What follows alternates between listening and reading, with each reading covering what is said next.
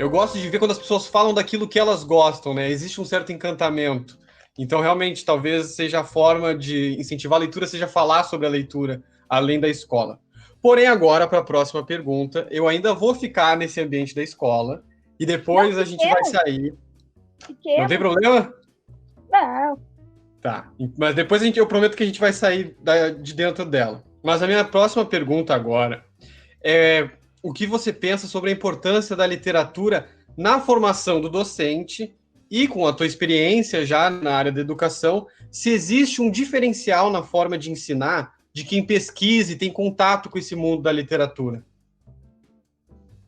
Olha, novamente, as tuas perguntas, elas podem ser esgarçadas e eu posso buscar um fio condutor para minha fala e me dispersar. Então, tu me puxa, quase como fio de Ariadne, né? Se eu me perder aí nesse labirinto tentando responder.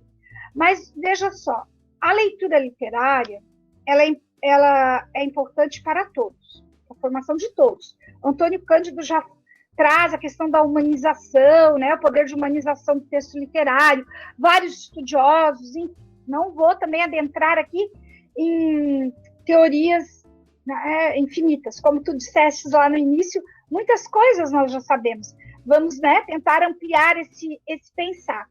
Então, o professor, ideia aqui, vou pensar o professor da educação básica, educação infantil e anos iniciais, por exemplo. A ferramenta, poderíamos dizer, a ferramenta mais potente desse professor é a leitura literária.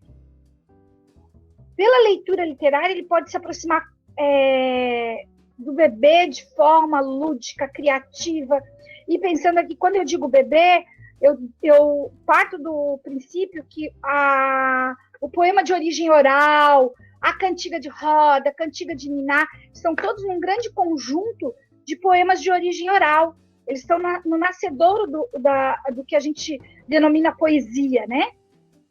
Então, às vezes as palavras ferramenta, instrumento, elas afetam porque parecem muito mecânicas, mas essa mola propulsora, é esse fio condutor de todo o trabalho. Eu penso que a leitura literária, ela tem uma importância, assim, infinita.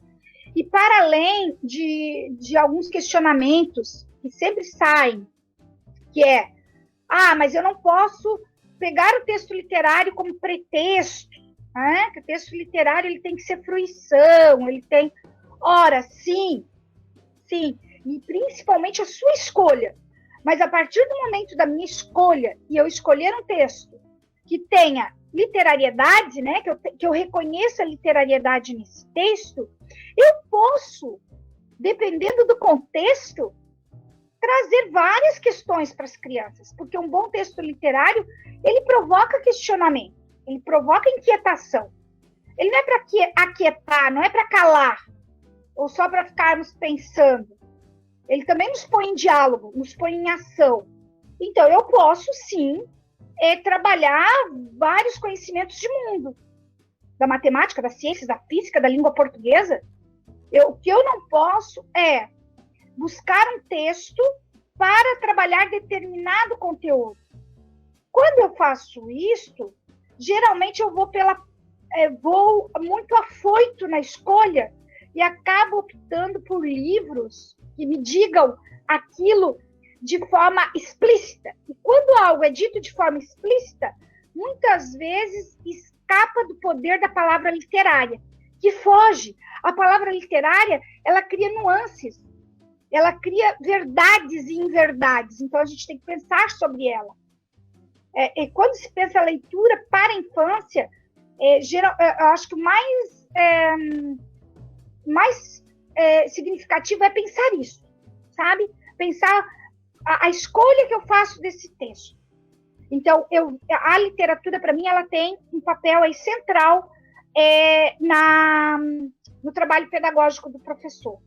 Agora, é necessário que esse professor tenha um repertório ampliado, um repertório esgarçado, que ele conheça a literatura, que ele conheça os lançamentos, que ele conheça o que está circulando. Há alguns anos, eu vou dizer assim, Caio, eu tenho 35 anos de magistério, tá? Eu vou pegar uma experiência lá em 1984, numa escola isolada, eu com 4 turmas, tá? Na mesma sala, e sem um livro literário. Tá? Não tinha nem biblioteca nessa escola. Tinha uma cozinha, um banheiro, né?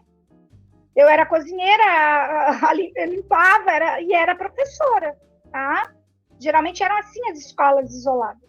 As reunidas ainda eram um pouquinho melhor, porque dividiam 2 turmas, às vezes tinha um coordenador. Quando me chega uma coleção num plástico, numa biblioteca circulante, uma biblioteca móvel, que era o projeto Ciranda Literária. Ciranda Literária, Ciranda da Literatura, agora não me lembro. E ali vinham livros para a infância, livros literários, coloridos. Não que eu os desconhecia, né? Eu fui leitora na infância, eu lia literatura, até literatura para a infância, não nos livros como são hoje, bonitos, enfim, mas nas bibliotecas.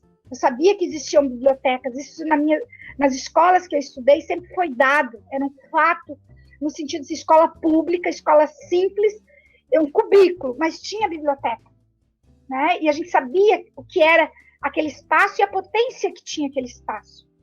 Então, o professor, a literatura é sim importante? É. E o professor, para saber dessa importância, ele tem que acompanhar as publicações, os acervos. Voltando, na década de 80, tudo era difícil. Tinha que ler o livro, tinha que telefonar, receber um catálogo de uma editora, quando vinha um vendedor de livros, enfim.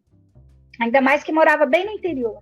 Hoje, a gente dá um clique no celular, dá um clique no Google, no computador, e ali vem o mundo. O mundo, assim, claro que a gente precisa desvendá-lo, precisa estudá-lo, mas eu uso aqui o exemplo de vocês, do Contarte, certo? Que provavelmente indicam leituras. Eu uso o exemplo do meu grupo de pesquisa, o Literalize, que nós temos diariamente no Instagram indicações de livros para a infância, e muitos outros grupos de pesquisa, muitos outros sites, né? Que indicam livros. Então, cabe a nós procurar ampliar o nosso repertório. Não podemos continuar, sim, trabalhando com alguns títulos da década de 80, 90, podemos, mas não só eles. Eu fico muito entristecida quando eu peço uma relação de livros, ou peço para alguém me citar autores, e fica no contexto de Ruth Rocha, Ana Maria Machado e Ziraldo, que esquecem os autores contemporâneos, certo? Então, nós temos que ampliar o nosso repertório. O professor que está me ouvindo é fundamental para a nossa formação, para o nosso trabalho, a ampliação do repertório. Temos que ler livros para poder trabalhar com os livros. Nossa, prof, demais isso que você fala. É algo que nós aqui do Contarte sempre tentamos buscar, esses autores diferentes, porque a história é contada inúmeras vezes, por mais que a criança goste, né? Ela fica pedindo, quero ouvir de novo, quero ouvir de novo. Chega um momento que até para o contador satura um pouco, e ele precisa de um respiro para apresentar novo material, né? Se reencantar ele também pela leitura, descobrindo coisas novas.